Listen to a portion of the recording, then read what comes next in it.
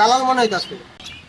রিক্সপেক্ট দিয়ে কথা বলেন। আমি এই এলাকার ভিক্ষুকদের সভাপতি।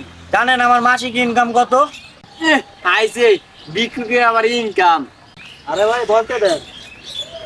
হ্যাঁ ভাই বলেন বলেন, আপনি বলেন। আমার মাসিক ইনকাম 3 লাখ টাকা।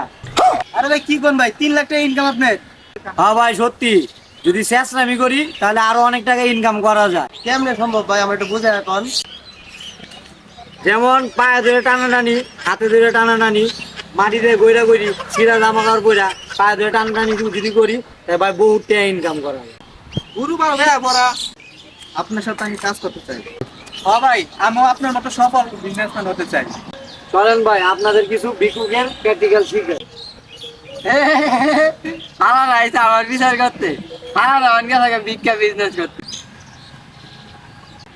ঢাকা শহর বাইচে থাকতে হলে এমন বিজনেস করতে হবে যার ভিতর কোনো প্রকার লসই নেই। সব বিজনেস তো লস। একটা বিজনেস আছে যে বিজনেসে কোনো লস নাই, কোনো ইনভেস্ট নাই। যেমন মুদির দোকানদারের কথাই বলি, সে যদি টাকা ক্যাশ না কাটায় তাহলে সে ব্যবসা করতে পারবে না। আবার যদি কাঁচামালের দিকে তাকায়, সে যদি কাঁচামাল বিক্রি করতে না পারে তাহলে পুরাটাই নষ্ট হয়ে যাবে। আর এই যে আমি যেন দেন আমার দিকে চাই দেন, আমি যেন ভিক্ষা করি, কোনো ইনভেস্ট নাই, কোনো লসের কোনো অপশনই নাই। যদি ভালো করে চাইতে পারি তাহলে টাকা। বলছেন আমার একটা বাড়ি আছে, আপনার কি আছে? ভাই আপনি ঠিকই কইছেন ভাই, আপনি আমার অন্তরে চোখ খুলে দিয়েছেন ভাই।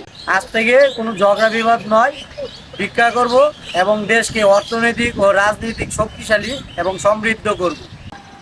জয় জয় ভিক্ষুকের জয়। তুমি কে আমি কে ভাই? তুমি কে আমি কে, তুমি কে আমি কে, ভিক্ষুক ভিক্ষুক।